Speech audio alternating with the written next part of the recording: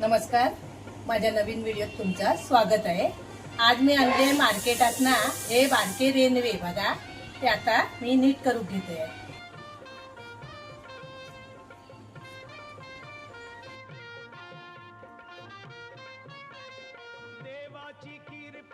हे बघा साफ करून आणले मी। हे घालायचे आहेत मात सुके। तेल टाकूया, लसूण टाकूया। आता हे साफ केलेले रेनवे मासे टाकूया। आता त्याच्यावर टाकूया हळद, मसालो, मीठ।